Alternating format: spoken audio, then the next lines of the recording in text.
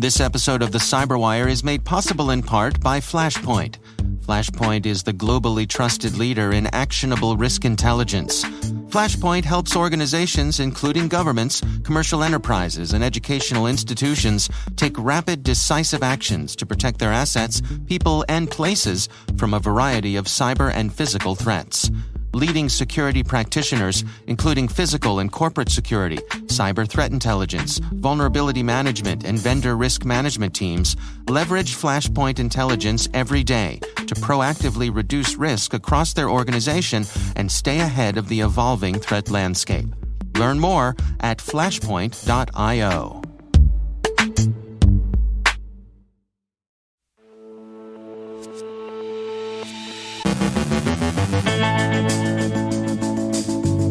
Bronze president shows both enduring interests and adaptability. Iranian threat actor activity's been reported. Cybersecurity and small to medium businesses. An initial access broker repurposes Conti's old playbook for use against Ukraine. Johannes Ullrich from SANS on scanning for voice-over IP servers. Our guest is Ian Smith from Chronosphere on observability. And Kyivstar as a case study in telco resiliency.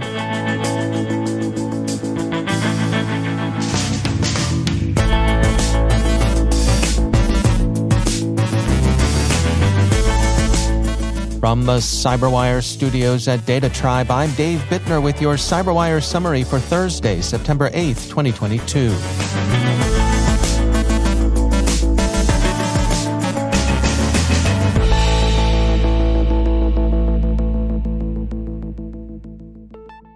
Secureworks counter-threat unit researchers have discovered a PlugX malware campaign targeting government officials' computers in Europe, the Middle East, and South America.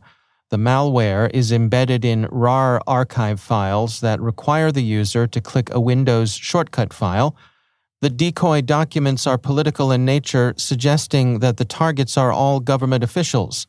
This campaign can probably be attributed to the Bronze President threat group that is likely to be operated by the Chinese government. Bronze President has shown an enduring interest in such Chinese neighbors as Vietnam and Myanmar, but it's also been responsive to developing crises and emergent requirements, as seen in the interest it's taken in Ukraine as Russia's invasion has developed. The researchers state, Bronze President has demonstrated an ability to pivot quickly for new intelligence collection opportunities. Organizations in geographic regions of interest to China should closely monitor this group's activities, especially organizations associated with or operating as government agencies. Two reports, one from Mandiant, the other from Microsoft, outline Iranian cyber operations. Mandiant's report describes activity by APT-42, stating, "We estimate with moderate confidence that APT-42 operates on behalf of the Islamic Revolutionary Guard Corps intelligence organization based on targeting patterns that align with the organization's operational mandates and priorities. APT-42 engages in credential harvesting with a view toward establishing surveillance over its targets, principally through installation of Android mobile malware. The initial access is often achieved through closely targeted and protracted spear phishing efforts. APT-42 also engages in the development of its own malware. It's not entirely dependent upon commodity tools available in the C2C market." Mandiant summarized the group's targeting as follows, stating, "The targeting patterns for APT-42 operations are similar to other Iranian cyber espionage actors, with a large segment of its activity focused on the Middle East region. However, unlike other suspected IRGC-affiliated cyber espionage groups that have focused on targeting the defense industrial base or conducting large-scale collection of personally identifiable information, APT-42 primarily targets organizations and individuals deemed opponents or enemies of the regime, specifically gaining access to their personal accounts and mobile devices. The group has consistently targeted Western think tanks, researchers, journalists, current Western government officials, former Iranian government officials, and the Iranian diaspora abroad." There are some connections to, or at least overlap with, the Iranian PHOSPHORUS subunit Microsoft describes in its own report. Dev 0270, or Nemesis Kitten, is interesting for the ways in which its activities don't obviously align with any Iranian strategic interests. This leads Microsoft to speculate with low confidence that Nemesis Kitten is moonlighting, deploying ransomware in what amounts to either privateering or, perhaps more likely, an APT side hustle. Microsoft concludes, judging from their geographic and sectoral targeting, which often lacked a strategic value for the regime, we assess with low confidence that some of Dev 0270's ransomware attacks are a form of moonlighting for personal or company-specific revenue generation. These reports come after Albania's decision earlier this week to sever diplomatic relations with Iran over Iran's disruptive attacks against Albanian government infrastructure. Iran has denied any involvement in offensive cyber operations against Albania or anyone else, and protested that it's the real victim here. Security firm Vade today released its 2022 SMB Cybersecurity Landscape Report, a survey of 500 IT decision-makers. It found that 79% of those surveyed have agreed that cyber attacks on their organizations have increased, with 87% agreeing that email threats to cybersecurity should be taken more seriously. 91% of respondents said that they are using an MSP for security, with 92% of organizations outsourcing some of their IT operations to an MSP. 94% of those surveyed have high levels of confidence in their organization's ability to defend against cyber attacks, with 51% saying they're completely confident, but 68% agree that their security posture could be more advanced. Google's threat analysis group has discerned a pattern in Russia's war against Ukraine, stating, as the war in Ukraine continues, TAG is tracking an increased number of financially motivated threat actors targeting Ukraine, whose activities seem closely aligned with Russian government-backed attackers. Specifically, it's one threat actor, and its activities overlap with the group that CERT-UA tracks as UAC 0098. Google says, based on multiple indicators, TAG assesses some members of UAC 0098 are former members of the Conti cybercrime group, repurposing their techniques to target Ukraine. So the pattern is a familiar one, Russia using criminal groups for cyber combat. In conclusion, Google TAG writes, UAC 0098 activities are representative examples of blurring lines between financially motivated and government-backed groups in Eastern Europe, illustrating a trend of threat actors changing their targeting to align with regional geopolitical interests. TAG also gives due credit to other researchers. Its results are consistent with a report IBM published in July and with earlier observations CERT-UA offered in April. Other Conti remnants have attracted counterfire, perhaps from hacktivists or criminal rivals or security services. Servers the gang had used to distribute Cobalt Strike payloads have been subjected to DDoS attacks that displayed anti-war, anti-Russian messages, including, "Be a Russian patriot," 15,000 plus dead Russian soldiers, "Stop Putin," and "Stop the war." Bleeping Computer reports that the operators behind the DDoS campaign are unknown, stating, "It's unclear who is behind these messages. It could be anyone from a security researcher to law enforcement agencies to a cyber criminal with a grudge for siding with Russia, but it looks like they're keeping the threat actor busy." Kyivstar, the Ukrainian telecommunications provider that serves some 26 million customers, has come under both cyber and kinetic attack and has had to cope with both hijacking and shelling, Politico reports. As much as 30% of the company's infrastructure has been damaged, yet capacity has actually increased during the war. Kyivstar credits, in part, disruption of Russian offensive operations by groups like the IT Army of Ukraine. Kyivstar CEO Alexander Komarov told the press, "Part of our success is because we are forcing Russians to defense," explaining that the IT Army is creating this hassle on the Russian side, and it's making them more weak because of this.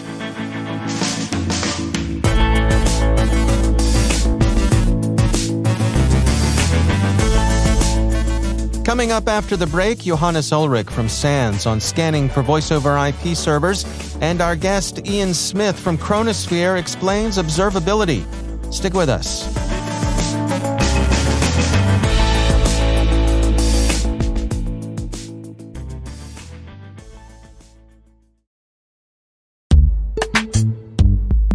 And now, a word from our sponsor, Recorded Future. Staying one step ahead of the rapidly evolving threat landscape requires a constant flow of daily intelligence. To stay up to date on everything happening in the world of cybersecurity, join over 50,000 other security professionals who subscribe to the Cyber Daily. With daily email updates on the latest cybersecurity news, top threat actors, exploited vulnerabilities, suspicious IP addresses, and more, the Cyber Daily is the first thing security professionals check every morning. To learn more and subscribe for free, go to recordedfuture.com/cyber-daily. And we thank Recorded Future for sponsoring our show. And now, a word from our sponsor, Strata. With multi-cloud, your apps and identities are distributed, making them hard to manage and secure. Strata takes all of your existing identity systems, integrates them into an identity fabric, a universal way for all your IDPs to work together. Never refactor your apps again. Never get locked into your IDP with one-to-one connectors. Identity orchestration helps you solve your biggest IAM problems, even the messy ones you thought were unsolvable. Bring Strata any IAM use case, like modernizing legacy apps to use passwordless authentication, hot switching between IDPs, or enabling identity operation resiliency. Strata's flexible, lightweight, and distributed architecture software is designed to extend the value of your identity infrastructure, no matter the complexity or scale. Share your time on a discovery call, and Strata will send you custom AirPods Pro. The multi-cloud identity wave is here, and you can ride it with Strata. Ready to learn more? Visit strata.io/cyberwire. That's strata.io/cyberwire. And we thank Strata Identity for sponsoring our show.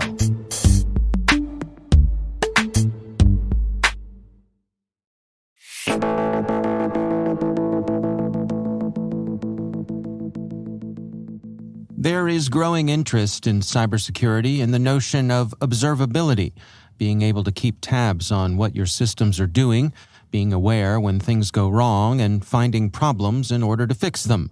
Sounds easy enough, but given the explosive growth of cloud-based infrastructure over the past few years, observability can be a daunting task.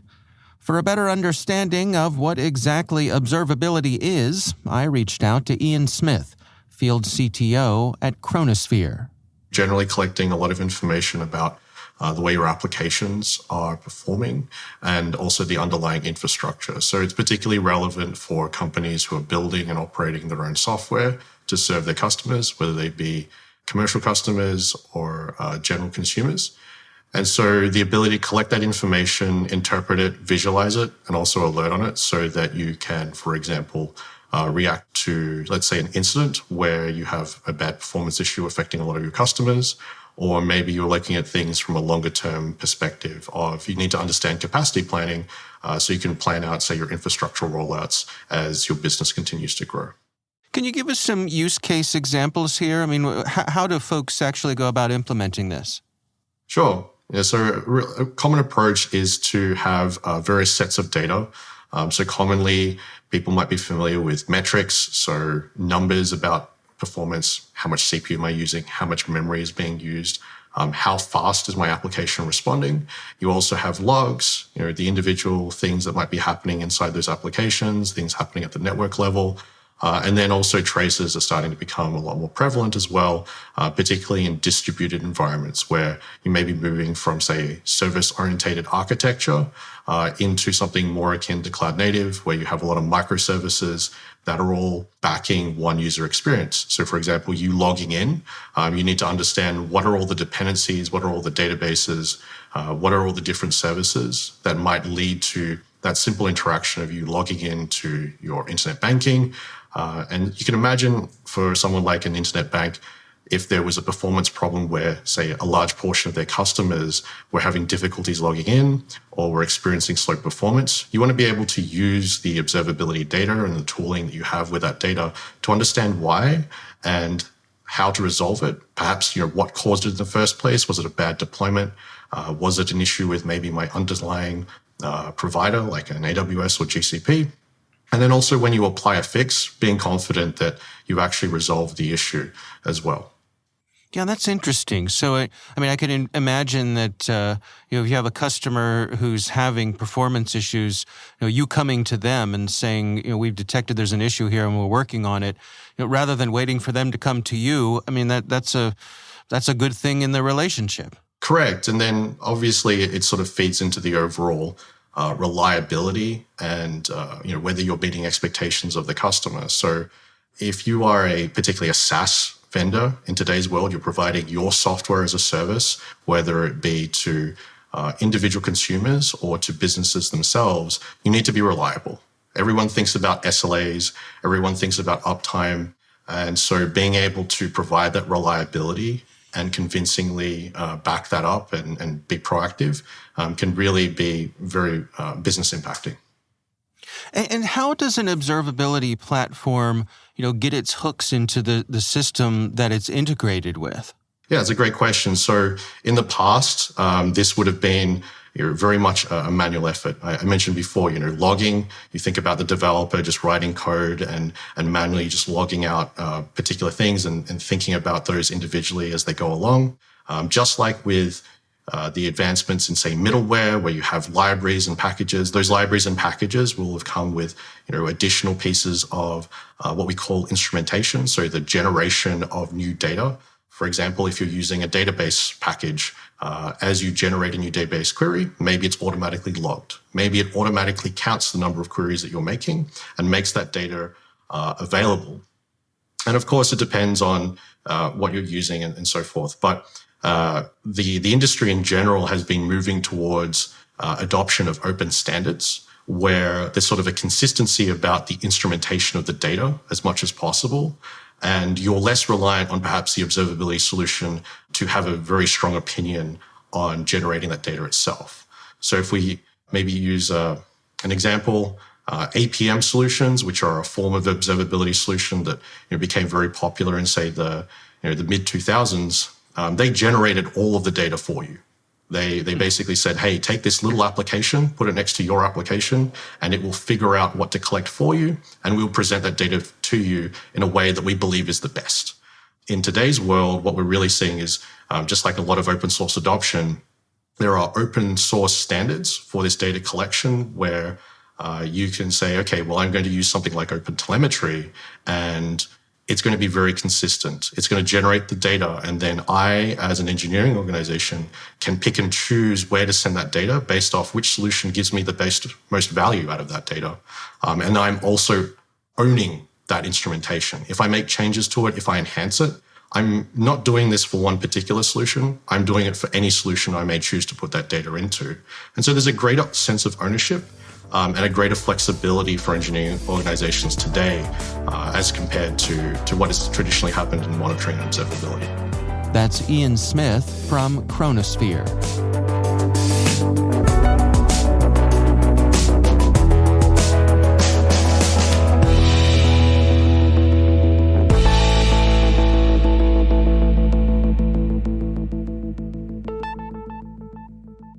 And joining me once again is Johannes Ullrich. He is the Dean of Research at the SANS Technology Institute and also the host of the ISC Stormcast podcast.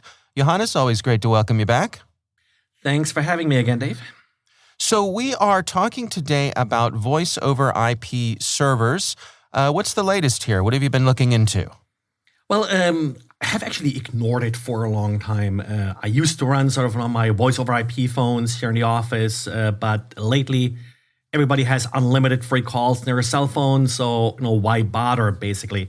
But what I kind of noticed is sort of, particularly when I looked at our DShield, the Internet Storm Center data, these persistent scans for voice over IP, basically UDP port 5060, the SIP protocol that's often being scanned for, So I figured, hey, let's have some fun and set up a voice over IP server just to see what'll happen.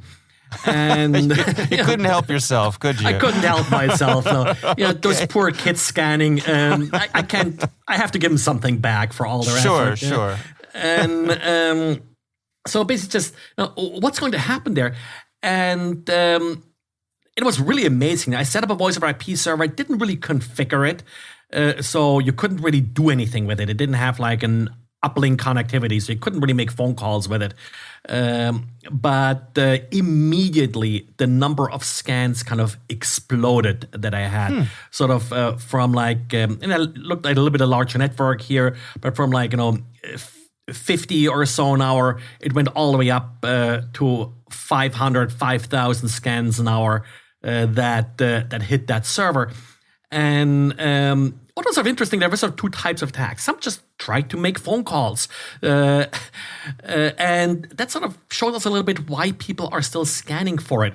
For example, the number 2 number that they tried to call was with the Palestinian territories. And that's, of course, an area of the world where a lot of Western, in particular, phone companies don't necessarily have sort of relationships. So if you have like a free international plan, that may be excluded. So cost really still matters in those areas.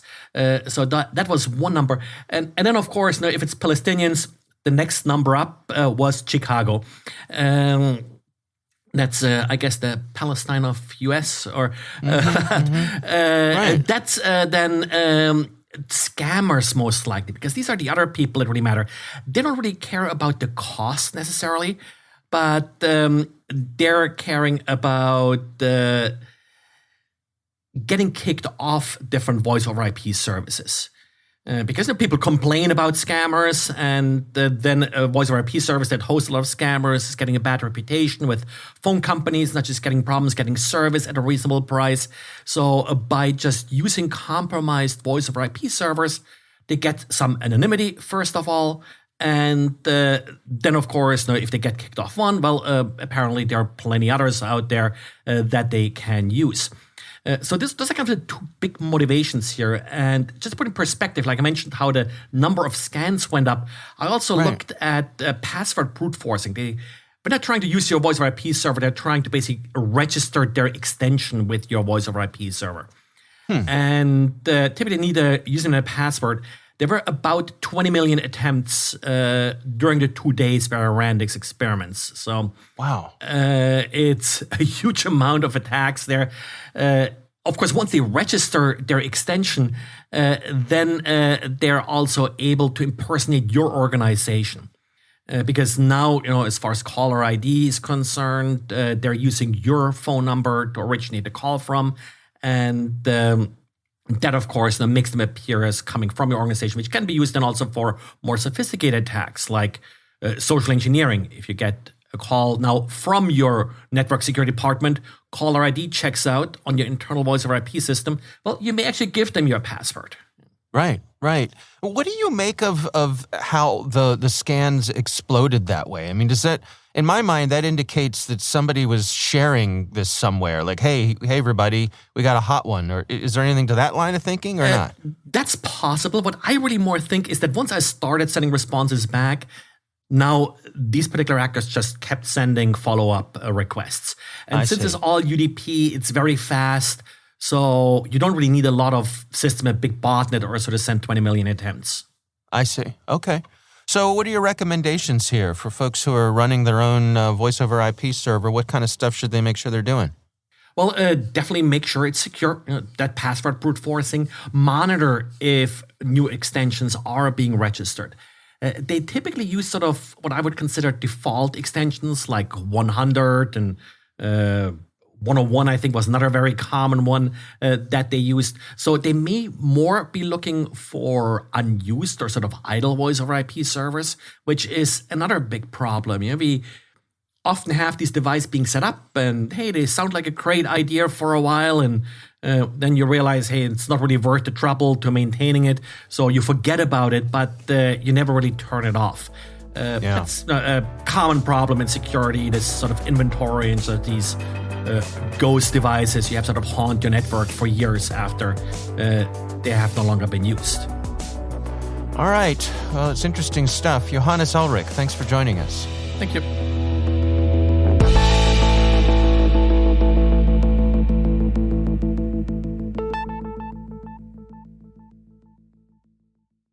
Funding for this podcast is made possible by MWise, the Mandiant Worldwide Information Security Exchange, a new vendor-neutral conference event for security practitioners from Mandiant.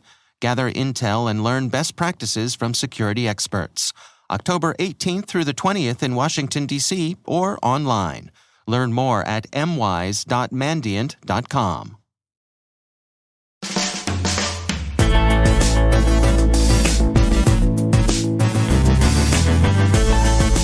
And that's the CyberWire. For links to all of today's stories, check out our daily briefing at thecyberwire.com. The CyberWire podcast is proudly produced in Maryland out of the startup studios of Data Tribe, where they're co-building the next generation of cybersecurity teams and technologies. Our amazing CyberWire team is Elliot Peltzman, Trey Hester, Brandon Karpf, Eliana White, Peru Prakash, Liz Irvin, Rachel Gelfand, Tim Nodar, Joe Kerrigan, Carol Terrio, Ben Yellen, Nick Valecki, Gina Johnson, Bennett Moe, Chris Russell, John Petrick, Jennifer Iben, Rick Howard, Peter Kilpe, and I'm Dave Bittner. Thanks for listening. We'll see you back here tomorrow.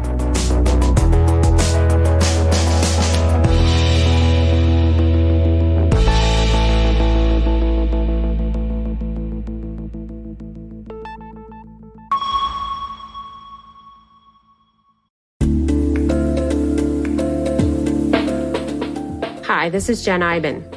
I'm the senior producer and one of the founders here at the CyberWire. I'm really excited to share with you that our Women in Cybersecurity reception is returning this fall. We started the event back in 2014 to bring women working in the industry together. We all know there's a need to increase diversity in cybersecurity, and we wanted to find some ways to help connect those already in the industry and encourage more women to join our ranks. Is your company also passionate about empowering women to succeed in cybersecurity? I'd invite you to join us as a sponsor. We have limited sponsor spots available. Visit thecyberwire.com/WCS to find out more. And thanks for listening.